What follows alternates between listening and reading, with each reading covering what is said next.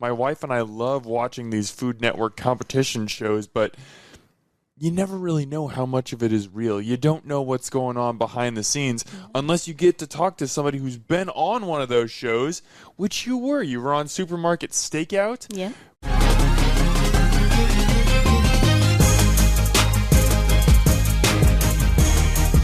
Hey there, Omaha. Welcome into another episode of Restaurant Hoppen. I'm your host, Dan Hoppen, and my guest has been on the show several times before, but she is absolutely not just one of my favorite chefs in Omaha, but one of my favorite people. Just so genuinely kind and caring, and I think that's why you are so beloved, Michelle Alfaro. And I definitely want to talk to you a little bit about your restaurant, Sauce by Alfaro. We'll get into that, but what really excites me about today is we get to talk about food TV, which is just like, it's such a mystery box to me. Like, my wife and I love watching these Food Network competition shows, but you never really know how much of it is real. You don't know what's going on behind the scenes unless you get to talk to somebody who's been on one of those shows, which you were. You were on Supermarket Stakeout. Yeah. We're going to talk all about that, but first, welcome back to the show. Thank you so much for having me. Yeah. So this is your fourth time on the show, and it's such a pleasure to have you. The last time that you were here was when you cued me in on a little secret that you were going to be featured on this Food Network Supermarket Stakeout show. Yep. But before we even get there, if somebody's listening to this and we just met somebody, one of my coworkers in the hallway who hadn't heard of Sauce, hadn't been to Sauce, which boggles my mind as a foodie and someone who loves food that someone hasn't been. But if somebody is hearing about Sauce by Alfaro for the first time, how would you describe your restaurant? I would say Sauce by Alfaro is known for kind of taking an ordinary fried chicken sandwich to an elevated level that's going to get you something unique in experience. We make everything fresh to order. We hand bread our chicken fresh every single day. And then the sauces and the flavor profiles are, I feel, kind of where my gift lies. And so we just kind of create these really outstanding sandwiches, and people love them. And I feel like you've always got something.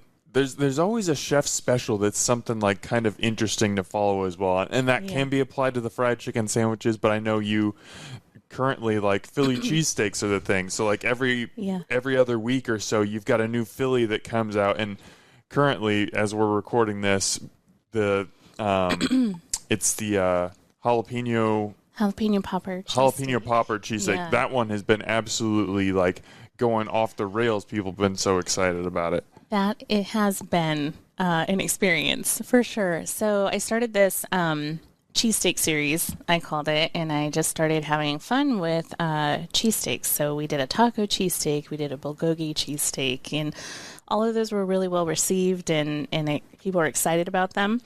But then I did this jalapeno popper cheesesteak, and all of a sudden it went absolutely viral. It's crazy. We had Tay Westbury come in. I don't know if you follow him, but he is absolutely incredible person, chef. He was on MasterChef, all of the things, and he came in and he did this video, and it just went off the charts. I think on TikTok he was close to like 2 million views. Oh, wow. On TikTok alone, and he shared it on multiple platforms. And so we've had lines from open pretty much throughout the day, and which has been just an incredible blessing and feat in and of itself. So we've made hundreds of these cheesesteaks, and people have just this morning still messaging me about, please put it on the menu, and they love it. And it's just such a unique experience. DC Winters, you know he loves Barrett so much, and as he should. They are top tier when it comes to the cheesesteaks, and he even was like, this is a contender, and I was just like, wow, I know how beloved that sandwich is to him. And so that was just really cool to even be in the comparison with them when it comes to that. So that was kind of cool. As a restaurant owner, what's your response when something goes viral like that? Because on one hand, I'm sure there's a part of your brain that says, yes, I should put this on the menu full time. Look at how it's selling. Like this could be great for business. But there's the other side of it where you could look at it and say, I don't know what goes into that sandwich specifically, but these could be specialty ingredients that cost more or that are only, available at a certain time of the year. They're seasonal, or you look at it like the McRib perspective. Like if that was on the menu at McDonald's all the time, it would not be super popular. But when it comes back, people rush out to McDonald's because they have to have it. It's the FOMO concept. So what is that balance like in your brain as a restaurant owner when something like this happens? For me, it is part of the logistics of getting everything. So the last time they wanted me to really put something on the menu was the Nashville hot chicken and waffle sandwich. And that was just logistically, storage-wise, I have such little storage in this location. Receiving the Belgian waffles, things like that, all come into play when I do that. So I have to be pretty thoughtful of that process. But the jalapeno popper cheesesteak, fortunately, is all stuff that I have easy access to. So if I choose to add it to the menu, I could do that. And maybe I should just share. I'll share it here first. Sure. We just decided that we were going to go ahead and add it just because of the inundation of comments and the absolute adoration for the sandwich. So this one is going to make it onto our specialty sandwich. Yes. Boom. So it'll be available to people. And then I still have a couple cheesesteak tricks up my sleeve. So I got some testing to do, and we'll still do a couple specials, and we'll see where it goes from there. All right. Can't wait to see those. And I have not had a chance to try this epic sandwich. So hearing that it's going to go on the menu full time, boom, going on my list. You got to try it. Yes. It's so good. It really is. I really, really want to. So just in case somebody is listening to this and they haven't seen your social media post, what is it? What's on it? Yeah, so it's a toasted hoagie roll, and then we put, you can do ribeye, the shaved ribeye, or chicken, either or, and it's like 3/4 of a pound of that meat. And then you get cheddar cheese, pepper jack cheese, cream cheese, all that mixed together with jalapenos and onions, and then my jalapeno cream sauce on top of that, and some crispy bacon and scallions, and then it's just... So just a nice light little lunch. You just head out, grab that, and then go back to work and have a productive afternoon. Absolutely. You don't need any naps. Okay, that was probably a lie. So bad. Sorry. It's filling for sure. But even Tay took half of it home, and he said it held up. It wasn't breaking. It wasn't overly soggy. Like, it was still in a good integrity of that sandwich, even after going a half an hour home and giving it to his wife and all that stuff. So, you can save some if you need to. See, now that's the kind of willpower that I wish I had when I'm eating something that's like super good. I just think to myself, there's no way this is going to be as good later. I'm just going to keep going right now. Yes. And that's how it leads to overeating. Off the cheesesteak, one more thing before we get into Food Network. And you mentioned this kind of in your description of sauce, but you specifically mentioned that you hand bread your chicken tenders every morning. And I know you do the same thing with the fried shrimp for the Bang Bang shrimp tacos. Yep. Hand breading. That is such a buzzword that, like, restaurants love to throw out. I don't know how many are actually doing it, though. What does that mean, and what does it do to the final product?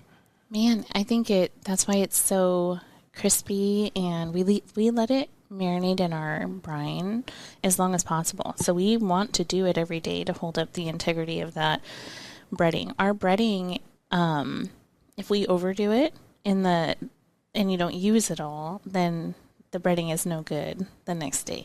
So it's like we've come up with our pars and minimums, and then we bread on the fly if we have to, if it's like a really successful day. But that dedication and making them fresh to order is what keeps them crispy. And then the inside is still juicy and moist and all the things that you're wanting in a chicken sandwich, especially when it's a white meat chicken that you're using and it can dry out really quickly and things. So yeah, it's just, It's definitely time consuming. We have people come in at 7 a.m. and work until the afternoon to make sure all the breading is done, and we do it with our nuggets too.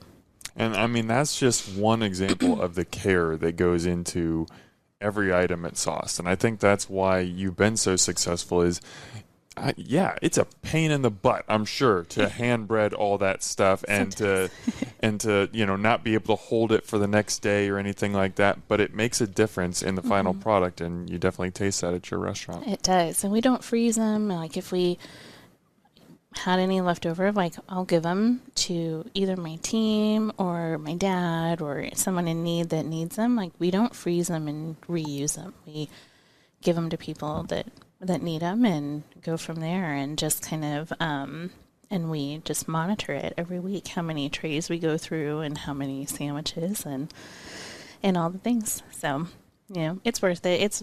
It's worth it to do it, because when people work hard for their money and they go and they get sauced, we want them to be able to know that they can rely on consistency, and they're not going to come in and get a hot chicken sandwich one day and then a soggy one the next day. Like they know it's being made fresh to order and all of that. So that's awesome. And that is why your restaurant has garnered such high reviews. You've gotten so much attention in really just a few years of being open. And I would imagine to some extent that's how you got on the Food Network's radar. So let's jump in there. Okay.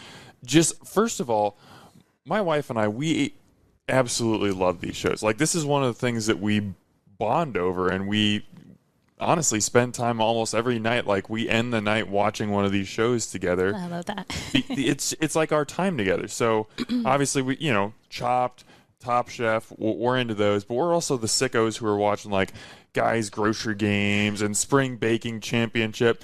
And we were longtime watchers of Supermarket Stakeout before I even knew that you were going to go on it. Like when you told me, I was like, Alex Guarnaschelli in the parking lot. Like I know this show.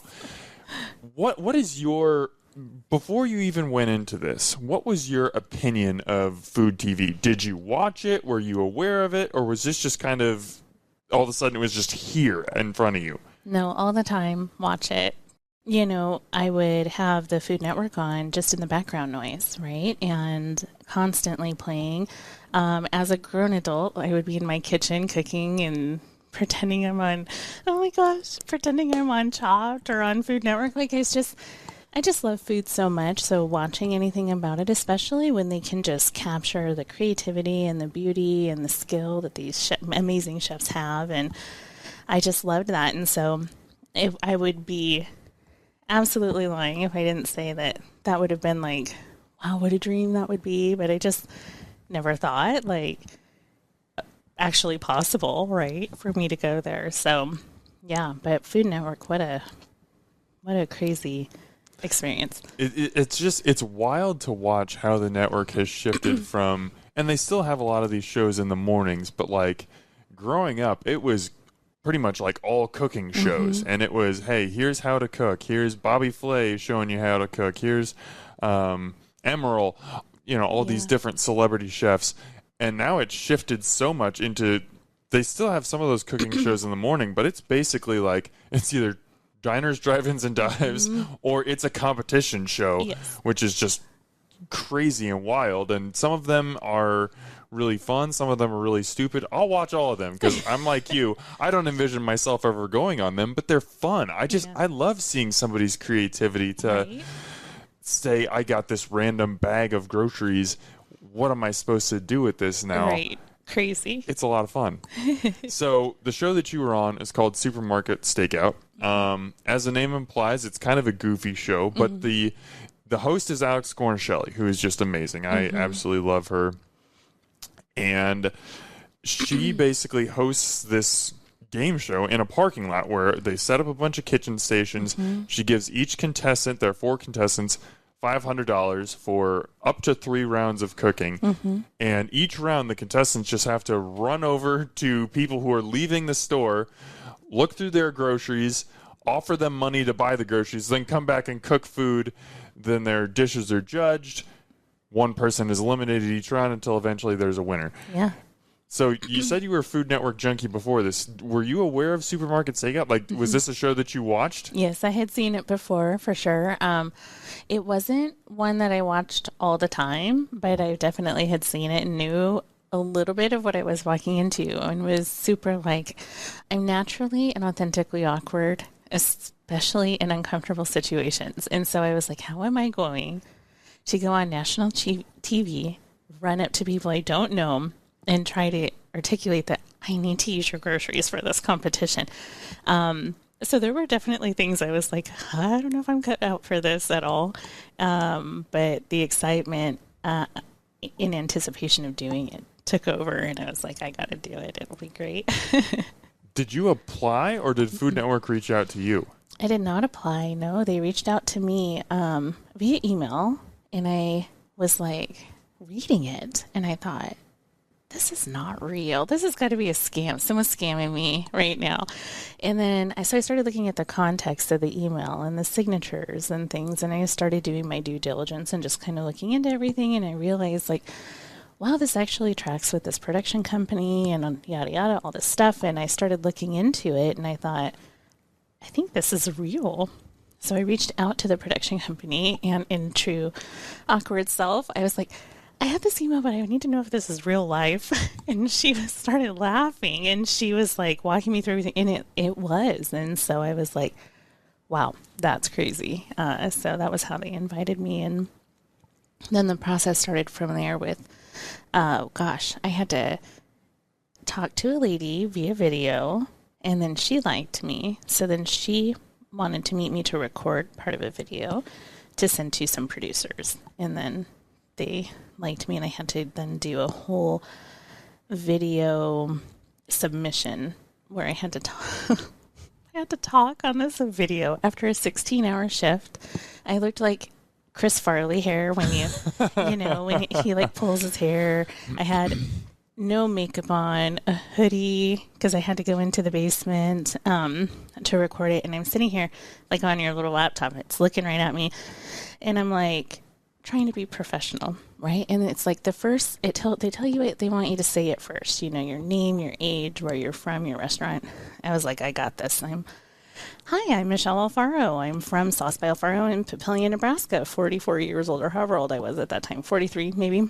And I was like, nailed it, right? Sounded so good. And then I'm like, what do I say now? And I'm sure on the video they could just see it creep over my face. And I was like, nope, delete. And then I was finally like, just be yourself. If they love you, they're going to love you for who you are. Mm-hmm. So I know at one point I looked at the camera and go, I just worked 16 hours, so these bags under my eyes, yeah, I earned those. No filter. But that's you. That's Michelle. That's what they want to see. Yeah, they did. They did want to see that. And so the producers, I guess when they got together, the lady told me they just kept cracking because I was just so dumb, but so funny at the same time, I guess. And they liked that. So they wanted me to come out, and I made it through that cut, and I got to go to Arizona. So as you're going through this whole process, from when you first received the email to you're doing all these interviews, in your mind, if you got selected, were you always going to say yes, or were you just like, do I even want to do this? This is kind of crazy. Yeah, there were parts of back and forth for sure.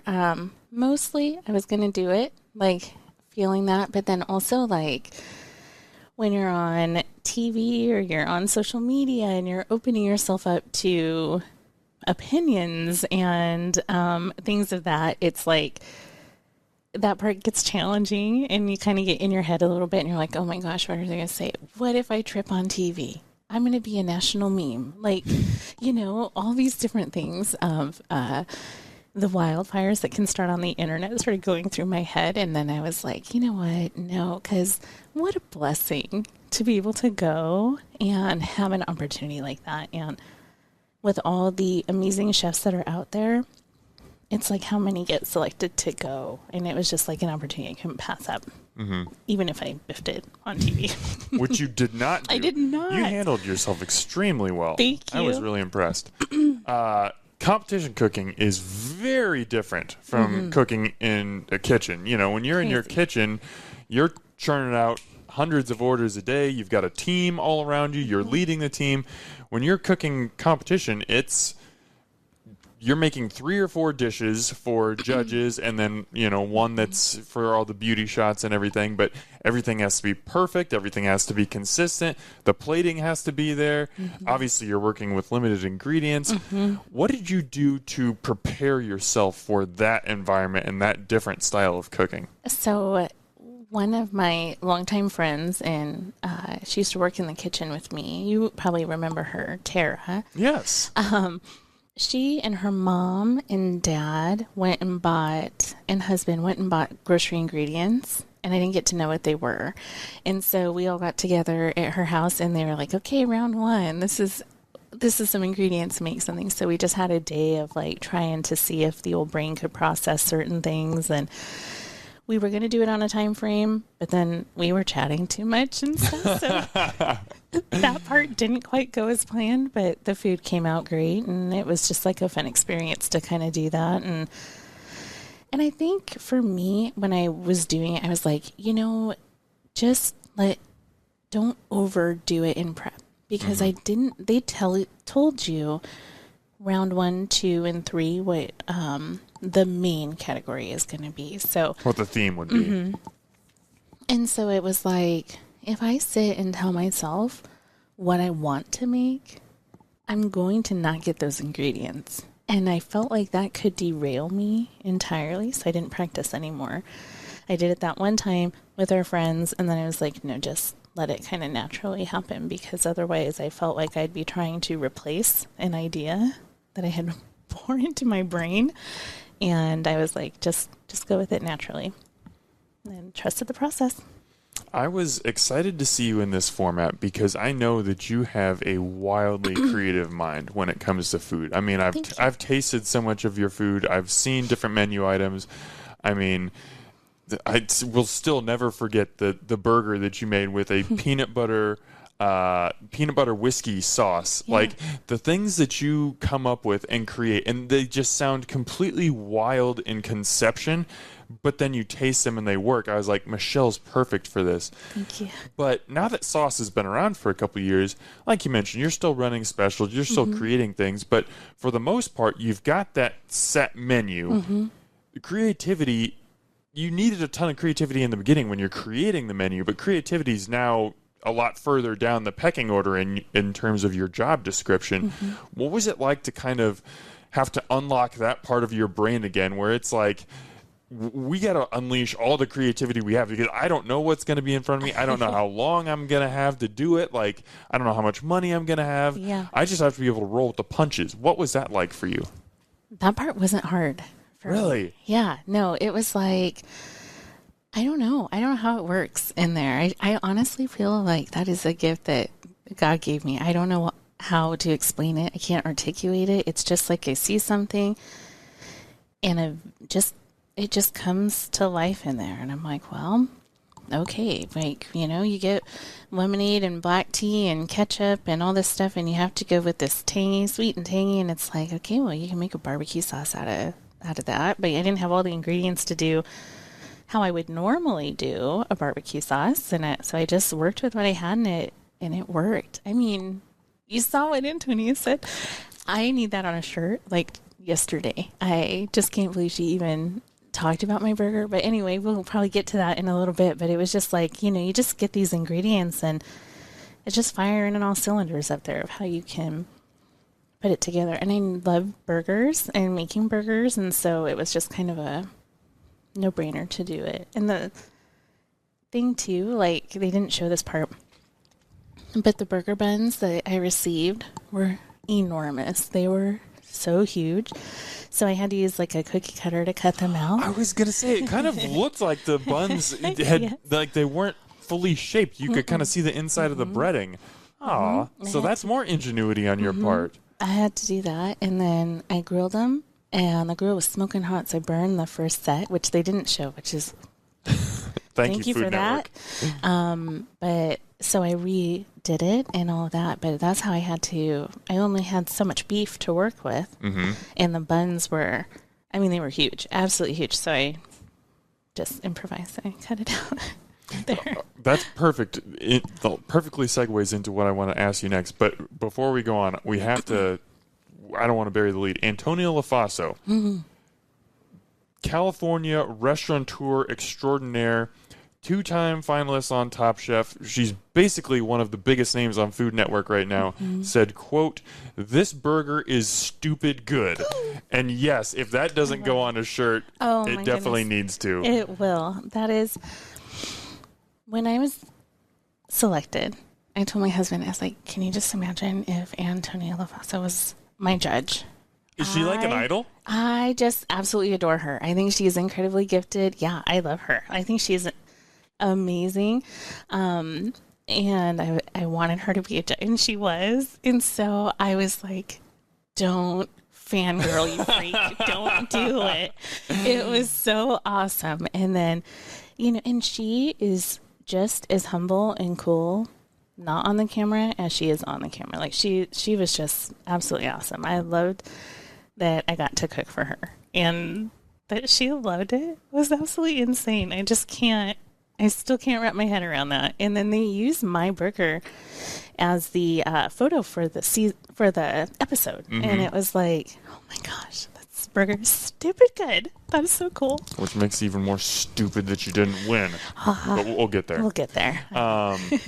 So what you were saying about the burger buns and burning the first set, not having enough beef, like all this stuff is really interesting to me that I would have liked to have seen, because I think that's really creative and it shows ingenuity.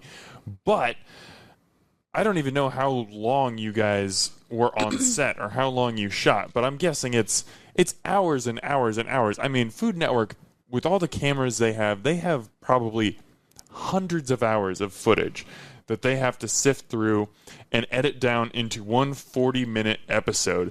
So as you're watching this, you lived, this 8-10 hour day, whatever it is, but you have no idea. You know everything that happened, but you have no idea what they're going to show on TV. Right. What was the experience like for you watching that for the first time?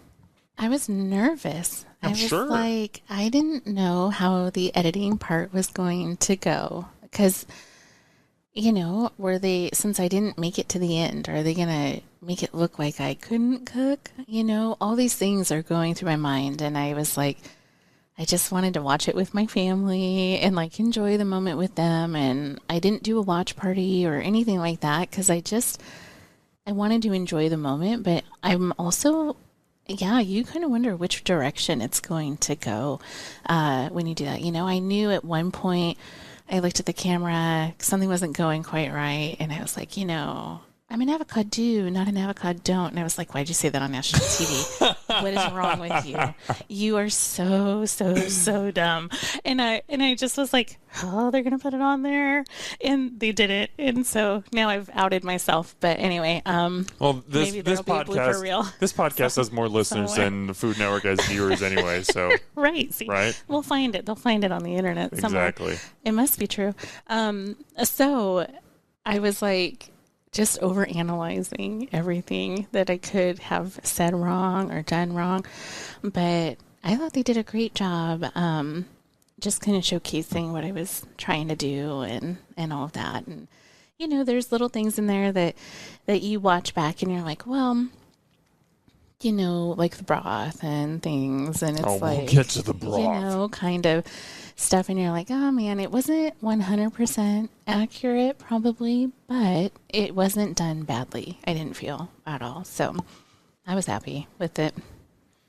Were there any other moments that you were like the avocado, or any moments of like, hey, it was pretty smart that I cut those burger buns down, either good or bad, that got left on the cutting room floor that you're like either happy or disappointed that they didn't get in the show? I was happy that they did not put on the show when the bug went down my shirt. Oh. So that was good. That's unfortunate. I was happy. I tried to hide. They were literally judging, and it flew down my shirt. And I was like, don't scream and don't draw attention to it. Literally, this bug was in there. And so they cut. And when they cut, before the judging, they send us, they'd happen to be a little Subway right there. So they would send us into Subway, and we would kind of sit, but I forgot, they leave you mic'd up. So I'm turned around and I'm like, oh, there's a bug in my shirt. And I'm like, getting this stupid bug out. And I was like, oh, Lord, please do not let that make it onto this. So I was happy that that didn't make it on there.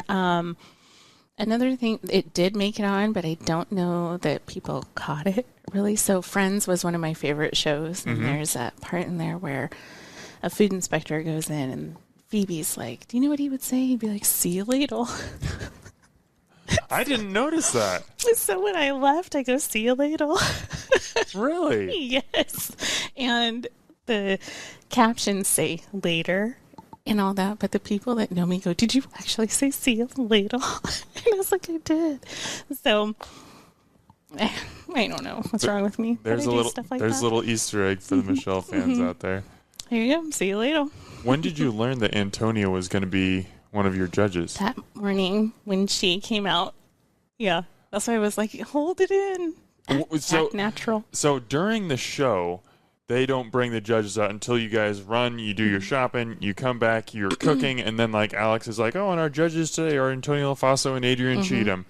Yeah. Is that is that really? See, that's one of those things where I felt like that was like TV magic, where you learned hours before, but then they bring them out. It's like, oh, hey, look who your judges are, but you're really figuring out in real time. Yeah, I think I even waved at her.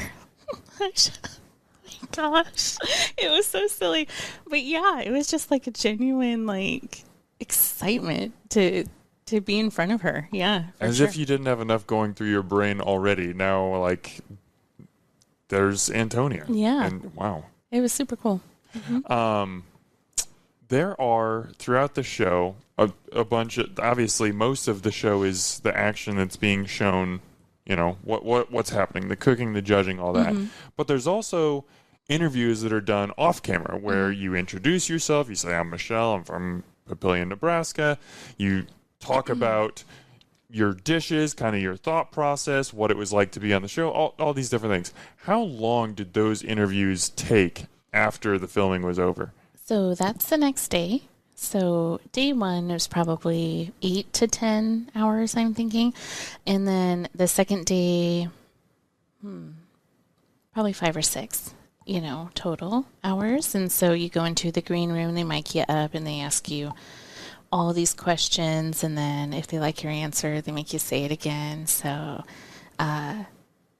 what did I say on one? They were like, "We love that answer. We need you to say it again," because they didn't quite get it. And I think it was like, and sassy, classy, and a little smart, And I don't know if I can say it on here or not. So, they like had me repeat it again because they were like, "We need to capture that for it." So, it's just an opportunity, really, in that room. For them to get to know you and all of that, and they just ask you so many questions, and then very, very little of it actually makes it on there, but they want the content that they want. So. Okay, so let's get into the competition itself. Like you mentioned, first theme for the first stakeout is tart and tangy. So pretty open-ended there. So Alex announces that to the four of you, and you are sprinting up to the exit of the supermarket to start to talk to people. What's going through your head? Are you starting? I know you said that you didn't want to form a dish, but are you starting to think about the ingredients that I'm looking for? Are you just thinking, I just want to talk to the first person I can get my hands on? What's happening? Talking to the first person I could talk to that had a good amount of bags in their cart, because the first round we don't get to look in the bag. Yes. It is blind. So you have to kind of trust that I believe it's blind, and you can go back as many times as you need to. And so I just was looking for someone with a lot of bags to give me an opportunity to hopefully put something together.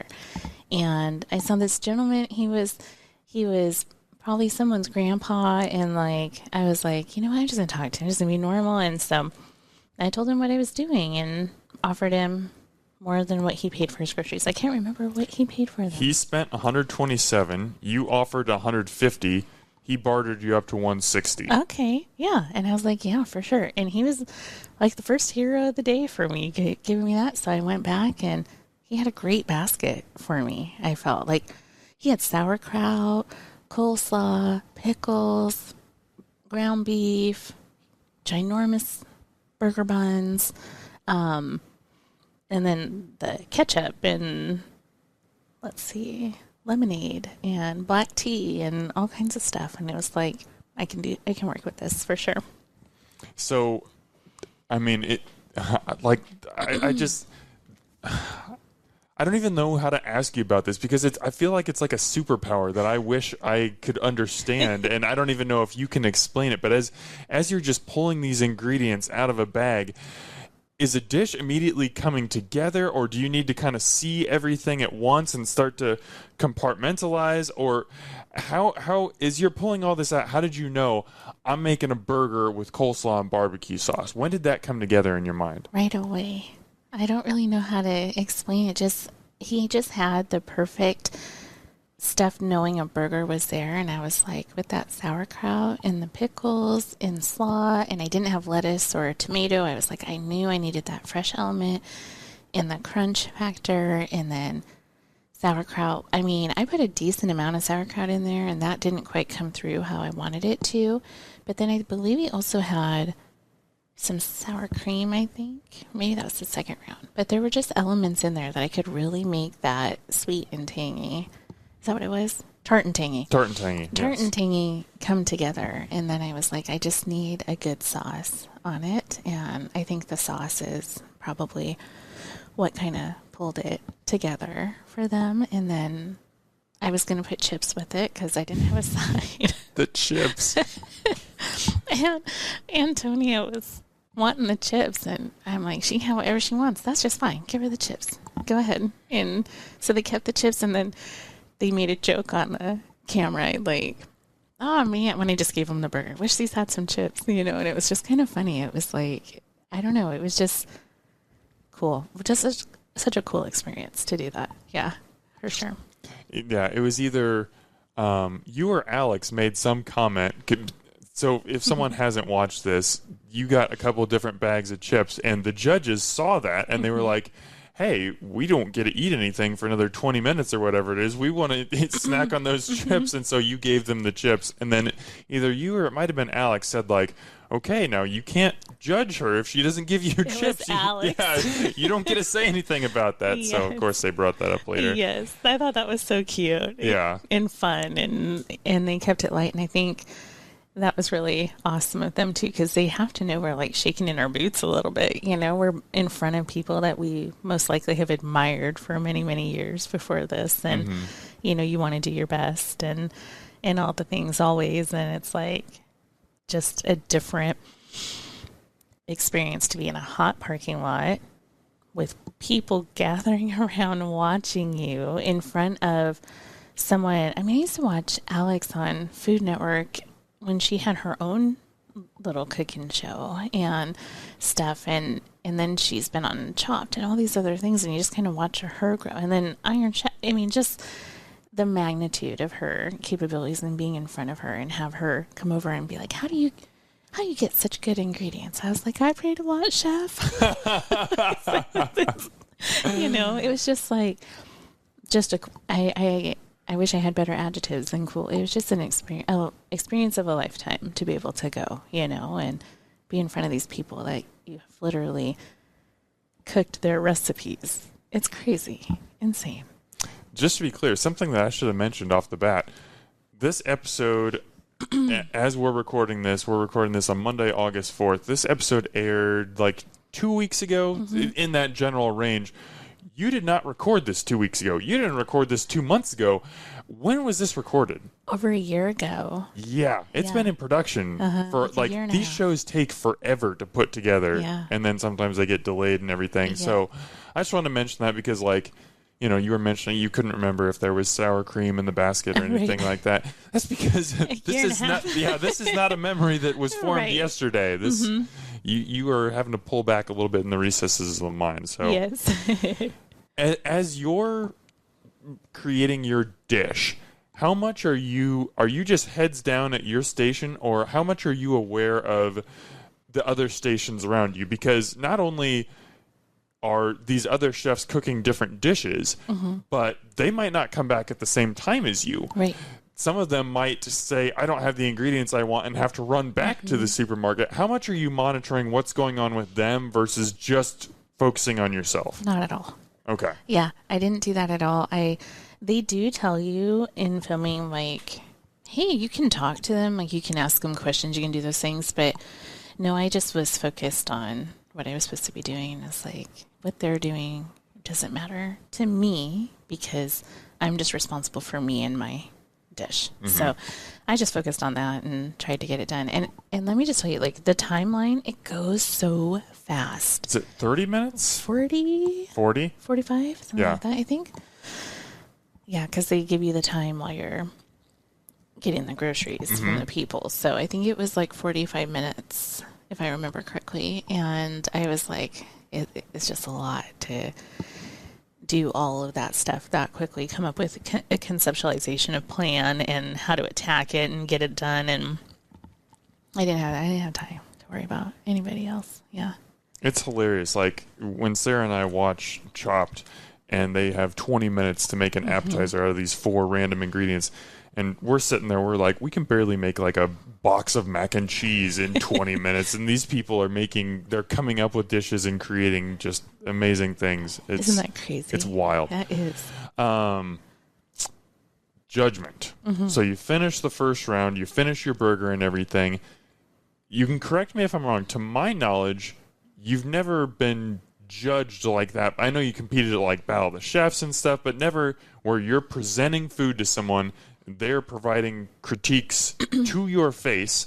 And not only is it, anyone judging, but it's Antonia, who you have great respect for. I don't know what your relationship or your knowledge of Adrienne Cheatham is, but she's a Top Chef finalist from season 15, Colorado.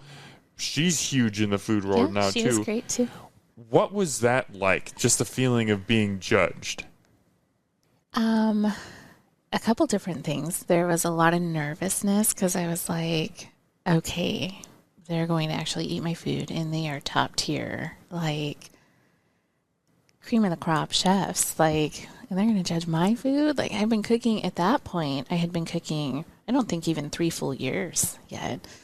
And so I was still in my infancy as a chef and just starting. And I was like, the caliber of just their talent, unmatched. So I was very nervous, but I was also very, very excited because even if they said, hey, this part was good and this part wasn't good, those are all learning opportunities for me. I'm literally getting coached by these amazing women chefs. Like that was just the way I kind of had to look at that. And when Antonia took that bite of that burger and was like, she literally on film, like looked over and was like, this burger is stupid good. And she said it more than one time. It was just incredible. So right then it was like a whoosh of nervousness was gone. And I was just excited at that point. And then the nervousness came back with the next round. And I'm sure if I would have gone on, it would have come back with the next one. But in that moment I felt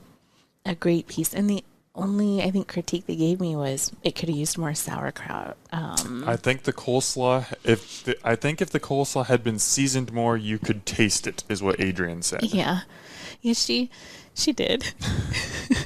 And it was seasoned and all that, but, everyone's a little bit different with their seasoning preference. So if I could have put it more salt and pepper on there, that would have been good for her. Then that's awesome, and that's definitely a personal thing. I'm heavy-handed with my seasoning, so it's always hard to hear that that was the missing factor for her. And for Antonia, she wanted more kraut in it than slaw, so that she could have the tangy and a little bit more. And it's like, if that's the critique, I'll take it. That was totally fine. Yeah.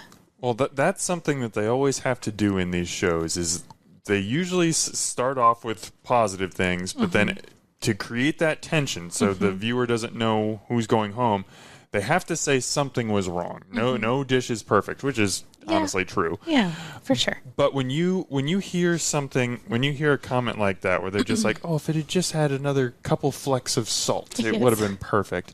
Like, how do you take something like that? Do you say, okay, going in the next round, I'm going to be super honed in on my seasoning. If she wants salt, she's going to get salt. Or do you say, you know what? I know how to cook. I'm a great cook. They said my burger was stupid good. I'm just going to cook and do my thing. And if they don't like it, then they can send me home. How do you take that feedback? Yeah, no, I think for me, it was just focusing on what I do and how I do it. And like I said, I'm usually very aggressive with my seasoning. I like flavor and I like that stuff. So, I don't think I was like very worried that I wasn't going to have enough salt in like my broth and on my things like that in the next round. But I just wanted to stay true to me. And for me, adding more slaw or kraut and more seasoning, those are just simple fixes. And I was like, the actual key components of the dish, they didn't have anything bad to say about. So for me, it was a win in that round, no matter what, because the critiques were so minimal, honestly, in the big picture of things. So yeah, I didn't take it in. If anything, going into the second round, I felt a little more confident because I was like, yeah, I just got that round done, and overall they were happy with it. So I was happy with that. Okay, before we get into the second round, because I know this is going to be a sticking point when it comes to the judging in the second round, I want you to pull back the curtain a little bit on the amount of time between when that clock goes off and they say, stop cooking, hands up, and the judges are actually eating the dish. Because on TV, it looks like it's a matter of minutes. But in reality, they are clearing all the stations. They're taking the glamour plate of food to go get shots of that so they can have cutaways on TV. They're bringing you guys out and having you all stand in a row. Like, how much time elapses between when you finish cooking a dish and the judges eat it? Probably 15 to 20, minutes. So that was a surprise to me as someone who watched the show. I kind of wish that even if we had to make an extra plate so that they could taste it while it's hot and fresh and then taste it on camera, but know like what it was intended to be, would be great. But yeah, it doesn't quite work like that because of all the production and things that you have to do. And, so it does sit for a little bit. I always wonder about that because, I mean, really, all food is meant to be eaten, as it's prepared. Like, even Antonia loved your burger. A burger that's been sitting there for 15 minutes versus one that came off the grill 3 minutes ago, those are going to be wildly different things. Or, like, for sure. When contestants, this isn't really a thing on Supermarket Stakeout so much, but on other shows, especially Chopped, when somebody makes an ice cream, I mean, I'm sure that they're going and they're putting that in the freezer in between so it doesn't just melt everywhere, but I don't know. I'm so curious about like the food temperatures. Like the poor judges are just sitting there eating cold food because they have to do all this production stuff. It's just such a fascinating part behind the scenes. For sure. Okay, let's get into the second round. The theme was hot and brothy. So you made a Mexican pork ramen with grilled pork ribs. It looked absolutely excellent. Thank you. Before we get into the final dish, take me through your thought process again. So you run up.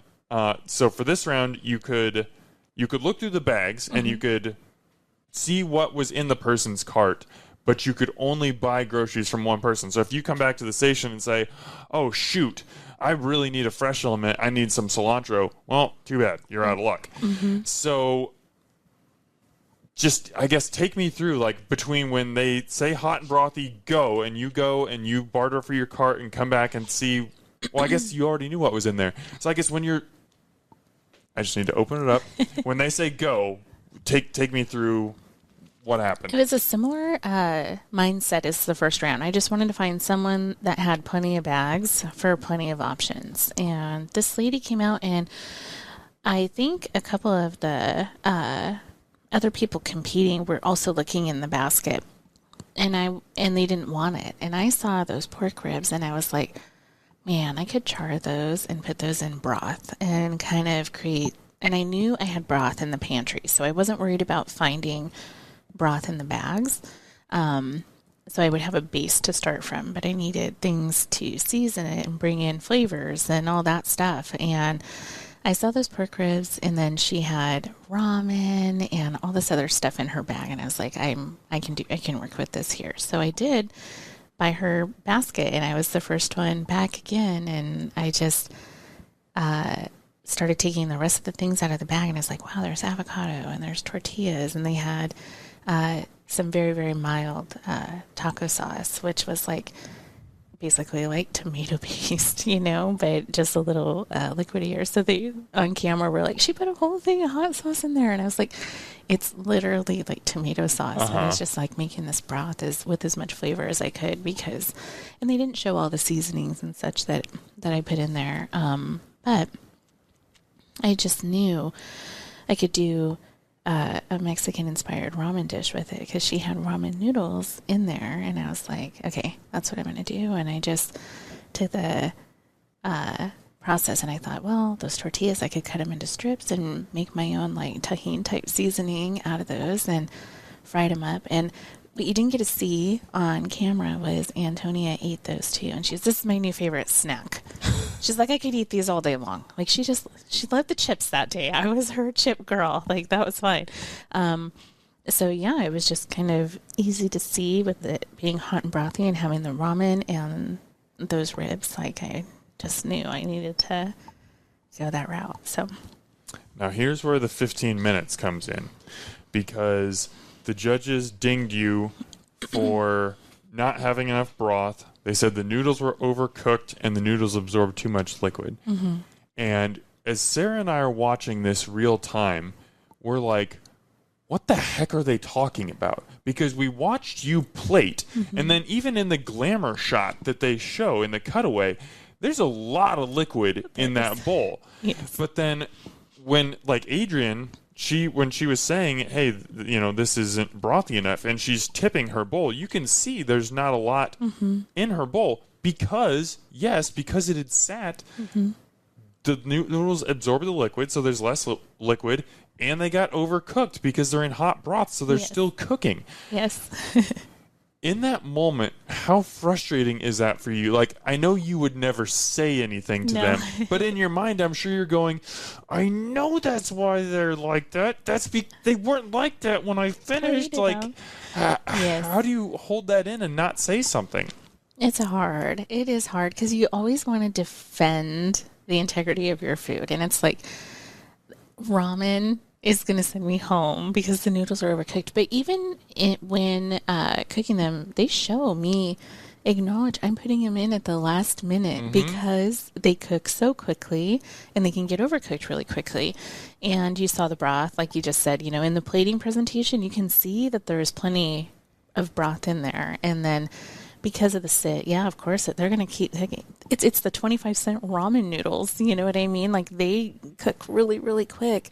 And so that was, and for me too, with the other girl that also had the broth problem with ramen, and I'm sure that was also part of the issue there. And I think she had a chicken leg and noodles on there. And so in the behind the scenes stuff, like it was almost like Antonio was in favor of mine and the other just was in favor of the other girl, and kind of went back and forth on that. And Antonio was like, they did show part of the discussion where she was like, she's being very generous calling this a broth, because it was thicker. Also, it wasn't really as more of a sauce than a broth kind of a thing, consistency wise. And so I think they might have had some discussion on that, and it might have been the curry flavor that won more over the lighter broth, possibly. But, It was so funny. I didn't pick up on this watching it the first time, but going back and watching it a second and third time to prepare for this podcast and knowing you personally, I could see on your face as they're saying, hey, there's no broth here, the noodles are overcooked. You just had that little bit of look that was just like, I know. It wasn't like that when I served it to you. I mean, you weren't doing that. And if someone didn't know you, they would never be like, oh, she's really pissed off right now. but I could tell that there were thoughts going through your head that were just for like, sure. just go back 15 minutes and eat it. You would love it. I guarantee it. Remember how you raved about the burger? Yes. That I had that again. I know. Yeah, I'm sure my face does talk for me sometimes, unintentionally. Sometimes it does that. But yeah, that part it was hard to swallow. And then, at the end of it too, like it was just like, man, I didn't know at that time that it felt like I should have moved on, because I honestly didn't see their dishes completed, But when I was watching it, I was like, oh, I thought mine looked great. I thought the presentation looked great, and all of that. And I just remember like the positive things that Antonia was saying about it and all that. And they didn't really showcase that part too much. And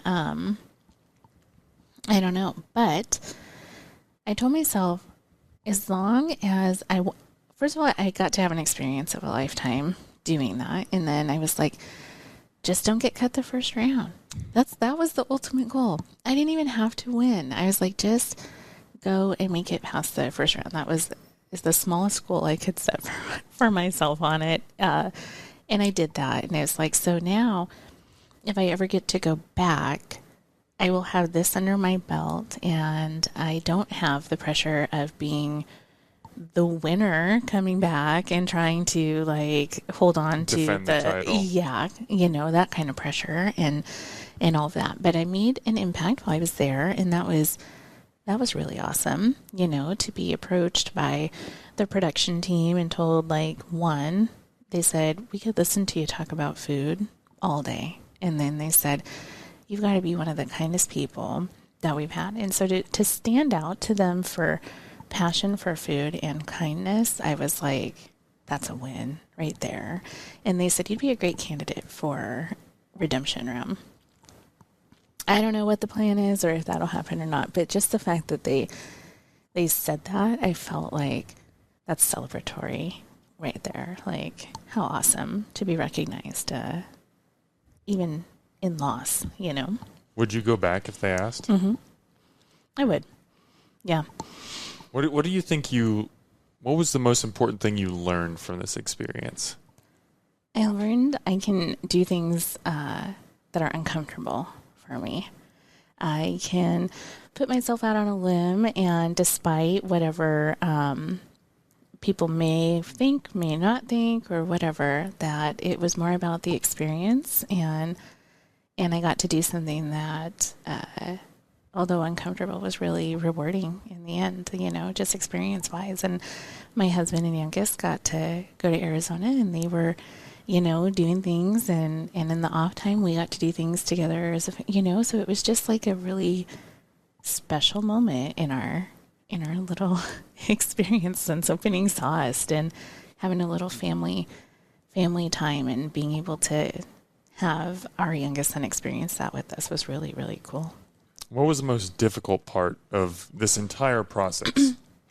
Pushing the cart away at the end was hard. I can watch that episode and I can see I'm literally trying not to cry on it. Not because I lost. I think it was just overwhelming because I knew I had put something better in front, and it wasn't how a chef I super admire got to experience it. And I felt a little sad, I think, at that. So that the saying goodbye at the end was probably the hardest part. But my family was so proud of me, and it was just like, once I got back with the Jose's, everything was like just fine. It took a minute. I think I cried for, a couple, and then that left, and it was just, you did something really awesome. This is a lifetime experience right here. Like, I'll remember this forever. And that part was really cool. And I'm so glad they got to experience it with me.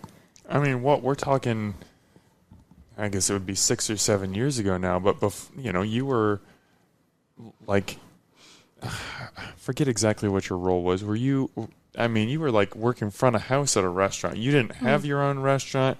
You didn't have, your recipes, and now you're on Food Network a couple years later. Like, that is insane to think about.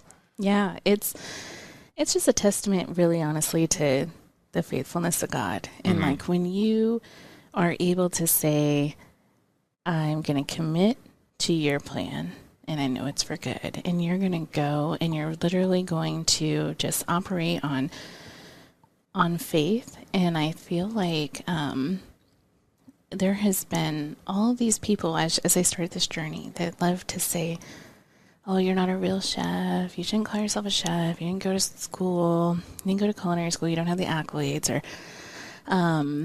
just because you can cook doesn't mean you should open a restaurant. Or you're so green, don't open a restaurant. Oh, my goodness. You know, like just kind of the people that are pulling you away from your calling and stuff. And just having the confidence to know, no, I just know, like, this plan, and it is God's plan. It's not mine. I'm not doing it just on my own accord. And the blessing upon blessing upon blessing, even in the trials of everything, and getting cancer and doing all the things, right? And it's like God still showed up through people and my team and the loving support of the people that follow Sauced and all of these things. And then it was Battle of the Chefs. And then, you know, we got Best New Restaurant, Best Chef in Omaha, Battle of the Chefs, Food Network. It's just like anything is possible. Just keeps going up and up and up. Yeah, isn't that so cool? It's very cool. It's like, yeah, before Sauced, I was at just a fork in the road. Which way am I going to go? Am I going to go back to what's comfortable and known, where my education is in city planning, right? Do all that, or am I going to stay committed even after a failure to do what I felt like God was calling me to do? And it was easy to see I needed to do that. And so I was like, okay, I'm here. How do you want me to get used? How can I be a sponge and absorb things? So I became a waitress. And then after a waitress, I became a manager. And then I started learning the bar and the intricacies behind that. I am still learning. I am still growing. There is so much I don't have experience with yet, but I've been blessed with an incredible team of people that come from all different arenas in the food world, and they are teaching me as much as I'm teaching them. And it's like, it's just such a cool thing to see how God blesses you with people in a circle and abilities and determination and desire and fortitude and all these things. And then, you know, all these things that seem like failures in life are really just building your endurance and your faith. And it's like, it's just such a reward to be able to do it and keep going. See, I'm excited to see what's next. Oh yeah. Yeah. I mean, that was the thing. You walked off and your like walk-off quote, well, not really walk-off quote, but the last thing that you said in the episode was something that they included from your interview. Mm-hmm. And you said, I'm still in my infancy as a chef, and it encourages me to keep going. And yeah, I hope that you're encouraged, because if you stopped right now, you already have a fantastic restaurant. You already have accolades. You are a wonderful cook and a wonderful person. You could stop right now and be super successful, but you're not going to. And it's just going to keep getting better and better. And that's so exciting. Just as a friend, as a diner, I can't wait to see how your star continues to rise. Thank you so much. Real quick, 2 more questions before I let you get out of here.